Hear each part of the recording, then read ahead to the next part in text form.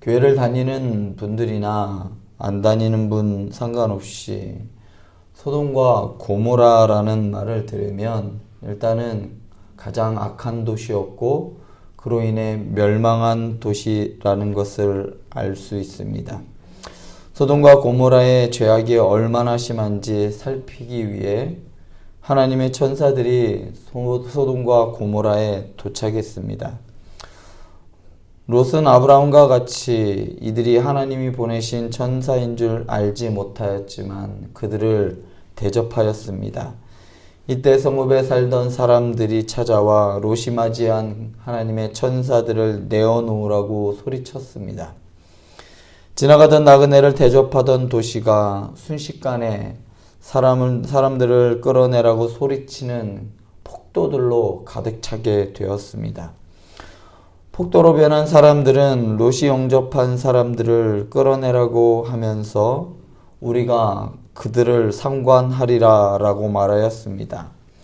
이 말은 당시 소돔과 고모라의 도덕적 상태가 얼마나 어떠한 상태였는지 보여주고 있습니다. 여기서 나오는 상관하다 라는 말은 히브리어로 경험적으로 알고 있다 라는 말을 의미하기도 하지만 성적인 의미로 임신하다, 성관계를 가지다 라는 의미를 가지고 있습니다. 롯에게 몰려왔던 사람들이 성관계를 갖겠다라는 의미로 말하였던 겁니다. 특히 롯을 찾아온 천사들의 히브리어의 성을 보면 남성인 것을 알 수 있습니다. 그래서 즉 동성애를 의미하는 것입니다. 영어에서 남창이나 짐승과 성관계를 하는 그러한 수간을 의미하는 단어를 가리켜 소돔이라고 부릅니다.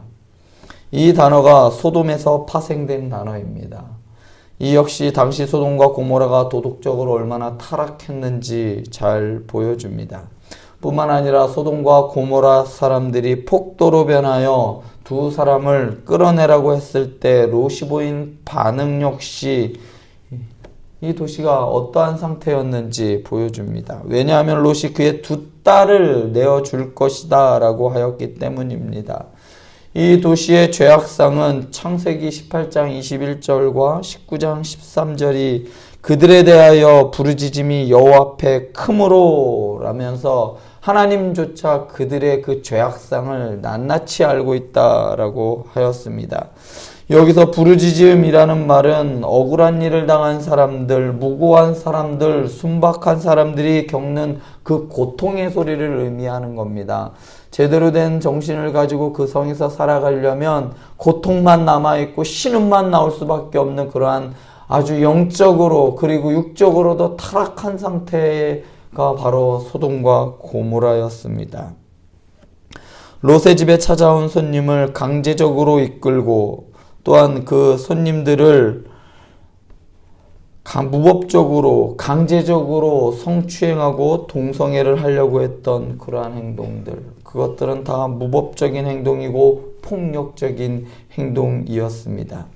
이러한 사태가 심각한 것을 안 두 천사들은 롯을 해치려고 하는 것과 그리고 문을 부수고 들어와 그들을 잡으려고 하는 그 순간 사람들의 눈을 멀게 하였습니다. 그리고 롯을 안으로 끌어들여가서 모든 일들을 말하고 하나님께서 이 도시를 이제 심판할 것이다 라고 알려줍니다. 결국 롯은 천사들의 이러한 도움을 통해서 소돔과 고모라와 함께 멸망하지 않고 성 밖으로 끌림받아 구원을 받았습니다. 우리가 알고 있는 소돔과 고모라의 이야기가 이렇습니다. 어떻습니까? 좀 전에 읽은 오늘 말씀과 상당히 유사하다라는 것을 발견할 수 있습니다.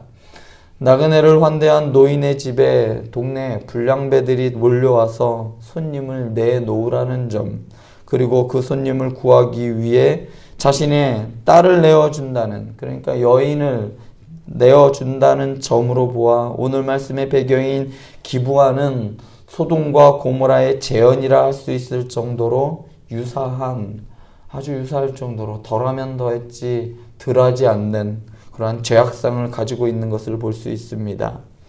어제 말씀에서 이 기브아 공동체는 나그네를 돌보지 않는 사랑이 메마르고 인정이 사라져버린 삭막한 공동체였다고 말씀드렸습니다.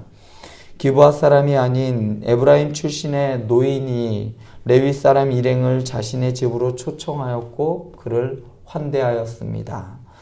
노인의 환대를 받으며 즐거운 저녁 시간을 보낼 때에 성읍의 불량배들이 노인의 집에 찾아왔어요. 그리고 에워싸고 문을 두드리기 시작했습니다. 여러분, 한밤중에 문 두드린다고 하면 집안에 있는 사람은 두렵습니다. 더군다나 건장한 사람들이 우르르 몰려와서 그렇다면 한번 두렵지 않겠어요? 여기서 불량배라는 이 단어가 참 재미있습니다. 단순히 우리가 알고 있는 동네에서 좀 노는 그러한 불량배 수준이 아닙니다. 불량배라는 이 히브리어는 벳바알, 사악한 아들 혹은 망령된 아들이라는 의미입니다. 일단 바알이라는 단어가 들어가는 것으로 보아 아주 상당히 안 좋은 단어인 것은 맞습니다. 조금 심하게 말하면 이 말은 그냥 사탄의 자식들이라는 의미입니다. 그만큼 질이 안 좋은 무리가 노인의 집을 두들기며 내 집에 들어온 사람을 끌어내라. 우리가 그와 관계하리라. 얼마나 공포스러웠을까요? 관계하겠다는 단어는 앞에서 살펴본 롯의 경우처럼 롯의 집에 온 천사들을 동네 사람들이 몰려와서 성관계를 가지겠다는 말과 똑같은 단어입니다. 그리고 불량배라는 단어는 히브리 단어 중에서도 또한 남성을 가지고 있는 단어예요. 그러니까 불량배들이 하려는 관계가 단순한 성폭력의 수준이 아니라 동성, 즉 남성이 남성과 성관계를 하는 동성애를 하기 위하여 그들이 한 명이 온 것이 아니라 때를 지어서 마치 사탄의 자식처럼 사악한 무리들이 몰려와서 네 노인의 집에 거하고 있는 레위인을 내놓으라고 요구하는 겁니다. 최근에 한 감리교의 한 목사는 성소수자들, 즉 동성애자들에게 축복 기도를 해준 이유로 기독교 대한 감리회 총회 재판국으로부터 징계를 받았습니다. 이 사실이 외부로 알려지자 각종 뉴스와 언론은 기독교의 이 편협한 사랑을 전하는 이러한 종교라고 하면서 비판하기 시작했습니다. 뿐만 아니라 우리 교단의 총신대학교에서는 버젓이 동성애 동아리가 활발히 활동하며 동성애를 반대하는 학교 측과 교수들을 고소하고 고발하여 법적 공방으로 몰고 있는 상황입니다. 최근에 어떤 청년이 저에게 이런 질문을 해봤어요. 동성애자들은 약자이기 때문에 사랑해야 하는 것 아닌가요? 예수님도 약한 자들을 사랑하셨는데 이 시대의 진정한 약자인 동성애자들이 자신들의 주장을 펼치는 게 그게 그렇게 크게 잘못된 건가요? 라고 하면서 퓨어 축제나 그들이 하는 행사들을 해야 한다라고 주장하는 소리를 한 달도 안 됐어요. 그런 이야기를 들은 지. 예수님이 약한 자들을 위해 이 땅에 오셨나요?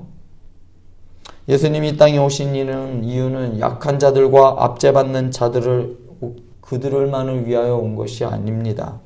만약 예수님이 그런 이유로 오셨다고 생각하는 분들이 계시다면 복음을 잘못 알고 계신 겁니다. 예수님이 오셨을 때에 예수님을 보고 있던 주변의 사람들과 같은 시선으로 보고 있는 겁니다. 예수님이 우리의 왕이 되셔서 이 압제를 이 로마로부터 구원해낼 거라는 그렇게 단지 인간의 왕으로 오신 그러한 모습만을 보고 있는 겁니다. 예수님께서는 특정 부류의 사람들을 위하여 이 땅에 오신 것이 아닙니다. 그래서 예수님은 가난한 자들과 약한 자들과 함께 하셨지만 뿐만 아니라 부자들과 세리들과도 함께 먹고 마시기도 하셨습니다. 사람은 신분이 높고 낮음에 상관없이 죄인들을 위해 이 땅에 오신 겁니다. 어떤 사람이든지 그가 죄인이면 그들에게도 예수님이 필요한 겁니다. 그러나 동성애에 대해서 예수님께서 직접적으로 말씀은 하지 않고 계시지만 구약은 물론이고 신약에서도 바울조차 로마서 1장 26절과 27절에서 이 때문에 하나님께서 그들을 부끄러운 욕심에 내버려 두셨으니 곧 그들의 여자도 순리대로 쓸 것을 바꾸어 영리로 쓰며 그와 같이 남자들도 순리대로 여자 쓰기를 버리고 서로 향하여 음욕이 불릴 듯하며 남자가 남자와 더불어 부끄러운 일을 행하여 그들의 그릇 때문에 상당한 보응을 그들 자신이 받았느니라. 바울이 있던 그 고린도 그리고 당시에 그 지중해 연안의 모든 나라들이 하나도 빠짐없이 우상숭배, 철저하게 우상숭배를 하였습니다. 그런 상황 가운데서 상당히 난잡한 성교와 동성애가 만연한 그 시기에 바울은 절대로 그런 일이 있어서는 안 된다. 동성애와 그렇게 성욕을 탐하는 것은 멸망할 증거이고 절대로 그런 일들이 이 교회 안에서 있었으면 안 된다라고 경고하였습니다. 바울이 처음에 말한 이 때문이라는 말은 그 윗절에서 이렇게 말합니다. 하나님께서 그들을 마음의 정욕대로 더러움에 내버려 두사 그들의 몸을 서로 욕되게 하셨다라는 겁니다. 하나님께서 징계하시는 것도 아니고 내버려 두었다라는 말 여러분 얼마나 무서운 말인지 모릅니다. 여러분들의 자식들이 잘못을 했어요. 그런데 그냥 내버려 둡니다. 어떤 자식인지 아십니까? 그냥 포기해버린 거예요. 저 자식 내 자식 아니야. 하나님께서 동성애를 하는 자들은 이렇게 생각하십니다. 얼만큼 하나님께서 그 동성애에 대하여 가증히 여기시고 있는지 나타나는 말이죠. 그리고 그들은 이미 심판을 받았다라고 말씀합니다. 하나님이 만드신 창조 원리를 거스를 뿐만 아니라 하나님의 형상을 가진 그러한 사람이, 하나님의 형상을 닮은 그 고귀한 사람이 서로의 몸을 탐한다는 것은 결국 하나님을 탐하는 것과 같은 것이기 때문에 더더욱 하나님께서 가증히 여기셨고 절대로 용서받지 못할 죄로 여기셨습니다. 뿐만 아니라 말세의 징조를 이야기할 때도 이 소돔과 고모라는 빠지지가 않습니다. 소돔과 고모라의 이 동성애를 비롯한 성적 타락을 거론하는 것은 그만큼 동성애가 사악한 죄라는 것을 말해주는 겁니다. 그런데 이토록 소돔과 고모라를 재현하고 있는 사람들이 하나님의 백성, 이스라엘 백성이라는 점에서 더욱 충격이 아닐 수 없습니다. 소돔과 고모라에 사는 사람들은 결국 그들은 이스라엘 사람들이 아니었습니다. 그들은 이방인들이었고 어쩌면 하나님을 모르기 때문에 어쩌면 당연한 거일 수도 있어요. 그러나 오늘 말씀의 이스라엘의 행동은 하나님의 택하신 민족이고 너는 내 아들이라 말씀하시면서 이스라엘을 사랑하신 하나님을 배반하는 행위였고 반역 행위와도 같은 행동이었습니다. 레위인을 내놓으라는 이러한 악한 무리들의 요구에 너희는 이 같은 악행을 저지르지 말라. 이 사람이 내 집에 들어왔으니 이런 망령된 일을 행하지 말라고 말합니다. 이 망령되다라는 말은 감각이 없다라는 말이에요. 감각이 없다라는 것은 옳고 그름을 분별하지 못하다라는 의미로 사용됩니다. 때로는 하나님께 대적하는 죄를 지칭할 때도 사용되기도 합니다. 감각이 없어서, 죄에 대한 감각이 없어서 하나님과 대적한다라는 의미입니다. 그리고 망령되다는 말은 또한 성폭행과 관련되어 사용되기도 합니다. 예를 들면 디나가 세겜에서 당한 성폭행이나 다말이 암논에게 당한 성폭행, 그리고 예레미야 29장 23절에서 이웃의 아내와 간음하는 자들에 관련해 등장하는 단어가 이 단어입니다. 이 망령된 일이란 말은 공동체의 질서를 깨뜨리고 혼돈과 무질서를 가져오는 성폭행을 의미합니다. 그리고 좀 전에 말씀드린 이 불량배들이라는 말 속에는 사실은 이 불량배라는 말에는 어른들만 포함된 것이 아니라 아이들까지 포함되어 있는 단어예요. 기부하는 아이들부터 해서 어른까지 그냥 기부하에 살고 있는 누구나 다, 그냥 숨만 쉬고 있는 사람 전부 다 썩을 대로 썩어져 버렸습니다. 어느 하나의 개인적인 일탈이 아니라 공동체 전체가 하나부터 열까지 썩을 대로 썩어져 있었습니다. 마치 소돔과 고모라를 그대로 재현해 놓은 그런 악으로 가득 찬 곳이 바로 기브아였어요. 지금 우리가 살고 있는 시대도 이러한 비슷한 현상들이 나타나고 있습니다. 사람들의 범죄가 점점점 잔혹해져 가고 있고요.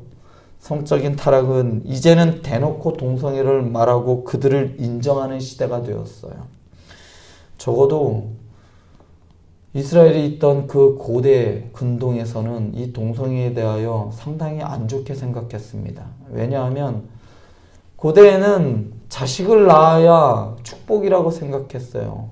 인구 숫자가 곧 국력이었습니다. 그런데 동성애는 전혀 생산성이 없어요. 그냥 쾌락을 위한 것들, 쾌락을 쫓는 것들이었어요. 그래서 그 공동체 안에서도 이 동성애를 했을 때에는 사람들이 혀를 내두르면서 지금보다도 더 그들과 멀리하였어요.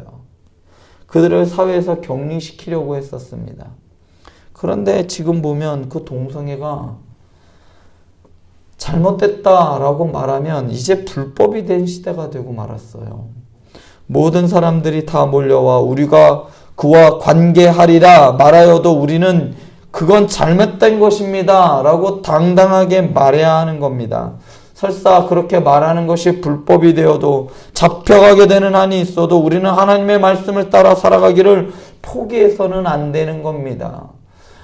영적인 감각이 굳어져 버리면 안 된다는 것이죠. 이런 영적 감각이 굳어져 망령되어져 버려서 이게 죄가 죄인지도 모르고 그냥 자기들이 판단하기에 이랬으면 좋겠다 저랬으면 좋겠다라고 말을 하는, 그것이 중요한 것이 아닙니다. 이 사회가 그 동성애를 어떻게 보고 있느냐, 사람들이 그리고 법이 어떻게 보고 있느냐라는 것은 중요한 것이 아닙니다. 하나님의 말씀이 이를 어떻게 규정하고 있느냐가 중요한 것이죠.